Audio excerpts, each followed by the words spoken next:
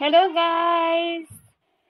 Kumusta? Kumusta mga kasari? Kumusta naman yung benta natin dito ngayong araw na to? So, bago lahat, gusto ko magsalamat sa aking organic viewers na palaging nagsusubaybay dito sa aming munting channel. So, today is February 13 and bukas nga is araw ng mga puso. So, sa mga sari-sari stores owner na kagaya ko, handa na ba ang inyong mga paninda na mga pang Valentine's? Kasi nga Valentine's tomorrow. So, bago yan, ako muna yung unang babati sa inyo ng Happy Valentine's. Happy Valentine's to all. So, ito na nga yung aking mga paninda. Ready ko na yung aking mga paninda na para bukas, Valentine's Day. So, meron ako mga paninda dito.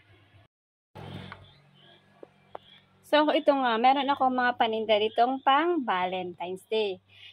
Yung una is ito, dalawang piraso siya, rose heart, mayroon din siyang pa-card. Ang benta ko dito guys is 6 pesos. Then, ito din. Yan. Ito ang cute na rose na to, rose lollipop, ang bentahan ko is 5 pesos. Then ito, si Rose na may card na Happy Valentine's, 25 pesos yung bentahan ko. Then itong flower na to, rose flower is 20 pesos. Wala siyang card.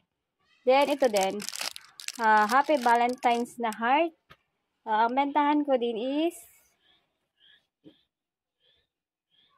20 pesos. Then ito na heart na to is, ang bentahan ko nitong heart is, heart ball pen siya. So, bentahan ko is 15 pesos. Yung bentahan ko ng heart ball pen. Yan. So, yun yung aking mga paninda na pang Valentine's. Then, meron din ako ng mga to, gold coins. Sa mga naghahanap. Then, ito din. Yung Wesley chocolate ko na 4 na piraso is 70 pesos.